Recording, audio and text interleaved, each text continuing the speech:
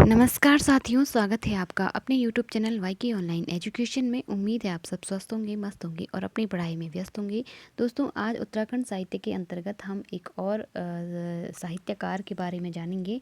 आगे मैं आपको बताऊंगी, तो आप लोग जुड़े रहिए। यदि आपने प्रीवियस वीडियोस नहीं देखे हैं तो आप जाकर ज़रूर देखिए। मैंने उत्तराखंड के बहुत सारे साहित्यकारों को यहाँ पे पढ़ाया है।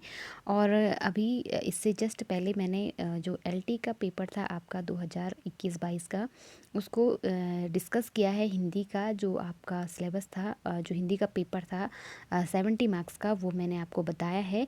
तो आप उसे भी ज़रूर जा कर के देख लीजिए, क्योंकि जब भी आप तैयारी करते हैं तो पुराने पेपर आप उठा करके ज़रूर देख लीजिए, क्योंकि जो आपका पेपर है वो उसी के बेस पे बनता है, उसी से मिलता जुलता बनेगा। तो आपको वो वीडियो ज़रूर जाकर देखना चाहिए, ताकि आपको आइडिया आ जाए कि किस तरह से आपके पेपर बन रहे हैं। मैंने पूरा पेपर बहुत डिटेल से आपको समझाया है, तो मैं उम्मीद कर रही हूँ कि आपने वो वीडियो ज़रूर देखा होगा। उसी के बाद आप इस वीडियो को देख रहे होंगे।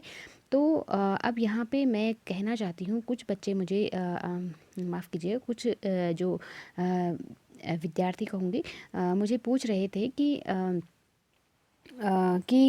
मैम, जो आपने कुछ साहित्यकारों के नाम उन्होंने वहाँ पे लिखे थे कि वो तो सिलेबस में उनके नाम तो दिए ही नहीं हैं, तो हम उनको क्यों पढ़ें। तो देखिए, मैं आपको बताना चाहती हूँ, आपके पास पर्टिकुलर भले ही किसी का नाम नहीं हुआ। अब जैसे मैं कवि मौला राम को आज पढ़ाने वाली हूँ, तो उनका नाम आपके सिलेबस में कहीं नहीं लिखा हुआ है। या इसके बाद में अगला जो साहित्यकार है वो गुमानी पंत को मैं आपको पढ़ाने वाली हूँ, तो उनका नाम भी आपको पर्टिकुलर कहीं नहीं दिया हुआ। अब मैं आपको बताऊंगी कि इनको कहाँ इंक्लूड किया गया है। मैंने आपको पहले ही स्टार्टिंग में ही बताया था कि आप अपना सिलेबस प्रिंट आउट निकालिए, 2-3 कॉपियों में निकालिए, और उसको अपनी स्टडी टेबल पर, अपनी बुक्स के अंदर, जहाँ पर भी आप बैठते हैं वहाँ पर उस सिलेबस को रखिए। उसको याद करिए क्या क्या आपके टॉपिक हैं, उसके अकॉर्डिंग आप तैयारी करिए। तो देखिए, यहाँ पर एक टॉपिक है आपके पास, ये आपका सिलेबस है, उसमें दिया हुआ है जनपदीय भाषा एवं साहित्य, जिसमें पहला टॉपिक है उत्तराखंड की भाषाएं एवं उनके लोक साहित्य का परिचय। तो जो कवि मौला राम हैं, गुमानी पंत हैं या अन्य, अब इसके इतर लोग, आप लोग क्या कर रहे हैं, इनको देख रहे हैं। तोता कृष्ण गैरोला, तारा दत्त गैरोला, जीवानंद श्रीयाल, अबोध बंधु बहुगुणा, मोहनलाल नेगी, महावीर प्रसाद गैरोला, सिरदा हो गया, गोरदा हो गया, अनपढ़ हो गया, सिरदा अनपढ़, चारों चंद्र पांडे, देवकी मेहरा, चंद्रलाल वर्मा। तो इनको आप देख रहे हैं। अगर और आप सिर्फ इन्हीं लोगों को पढ़ रहे हैं, क्योंकि मैंने इन्हीं पर वीडियो बनाए हैं, तो अच्छी बात है आप इनको पढ़ रहे हैं। लेकिन आप इसके अलावा जो ये पहला वाला पॉइंट दिया हुआ है, इसके अंदर भी साहित्यकार आते हैं, और वो साहित्यकार आते हैं जिन्होंने जो उत्तराखंड की भाषाएं हैं, जो बोलियां हैं, गढ़वाली, कुमाऊनी, उनमें लेखन कार्य किया है, जो अंसारी। तो आप उनको भी ज़रूर देखिए, उसमें भी उनसे भी प्रश्न बनेंगे। ठीक है, तो उम्मीद है आप समझ पाए होंगे। तो चलिए बढ़ते हैं अपने टॉपिक पर। कवि मौला राम जो थे वो 1743 ईस्वी में इनका जन्म हुआ था, श्रीनगर गढ़वाल पौड़ी में। ठीक है, और उनका वंश जो है वो तोमर वंश से ये आते थे, और इनके पिता जो थे मंगत राम थे और गुरु राय सिंह थे। हालांकि कवि मौला राम का जो संबंध है वो चित्रकारी से रहा है, लेकिन इन्होंने कुछ रचनाएं भी की हैं जो आपको ज़रूर देखनी चाहिए। पहली रचना है गढ़ राजवंश काव्य, ब्रज भाषा में इन्होंने लिखा था।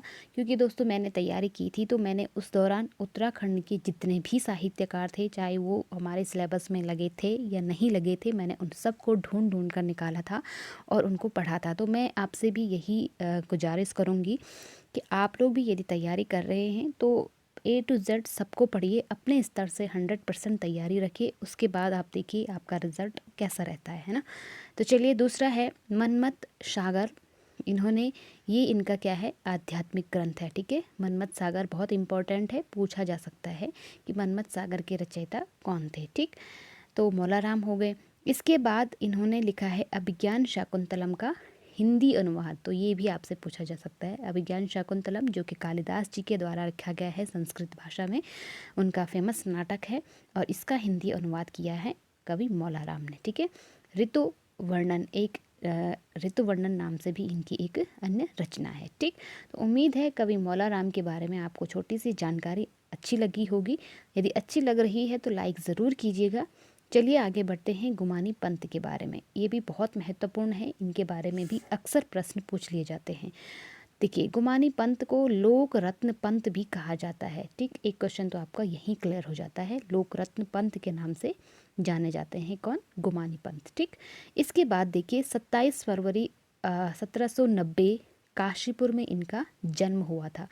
तो एक बार लेक्चरर 2018 का पेपर, जहाँ तक मुझे याद है, उसमें इनका जो जन्म स्थान था वो पूछा गया था, तो ये आपको ध्यान रखना है। ठीक है, इनका मूल निवास है उपराड़ा। तो ये पूछा गया था कि इनका जो मूल निवास है वो कहाँ था, तो उपराड़ा करके ऑप्शन में आया था। ठीक है, जन्म काशीपुर में हुआ था, लेकिन इनका जो पैतृक निवास था वो कहाँ था? उपराड़ा में था। ठीक, मूल नाम लोकनाथ पंत, तो ये भी आपको ध्यान रखना है। इनका जो मूल नाम था वो क्या था?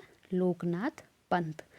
ठीक, और जो ये गुमानी पंत इनको नाम दिया था, ये दरबार में जब क्योंकि ये एक दरबारी कवि थे, तो जब विभिन्न दरबार हुआ करते थे उस समय, तो दरबारों में काम करने के बाद उनको ये नाम मिला था। ठीक है, इसके बाद देखिए राम महिमा, ये इनकी रचनाएं हैं।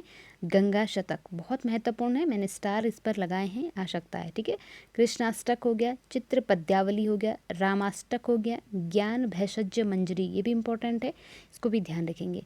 नीति शतक हो गया, राम पंचाशिका, अंग्रेजी राज्य वर्णनम, और सुदर्शन शाह के ये दरबारी कवि थे। ठीक है, तो ये आपसे पूछ लिया जा सकता है कि जो कवि गुमानी पंत थे वो किसके दरबारी कवि थे, तो ये सुदर्शन शाह के दरबारी कवि थे। इन्हें मूरख कवि के नाम से भी जाना जाता था, तो ध्यान रखेंगे, मूरख कवि के नाम से भी इन्हें जाना जाता था। ठीक, तो ये थे हमारे गुमानी पंत, लोकरत्न पंत और कवि मौला राम। तो उम्मीद है आप लोगों को ये जानकारी अच्छी लगी होगी। अगर अच्छी लगी तो इसे ज़रूर शेयर भी करिए अपने दोस्तों के साथ, और थोड़ी सी भी अगर आपको मेरे चैनल से मदद मिलती है तो आप लाइक ज़रूर करिएगा, ताकि हमें मोटिवेशन मिले और हम आपके लिए अच्छा सा अच्छा कंटेंट लाने का प्रयास करेंगे। तो दोस्तों, मिलते हैं अगले वीडियो में। तब तक के लिए आप लोग पढ़ते रहिए अपना और अपनों का ध्यान रखिए। नमस्कार।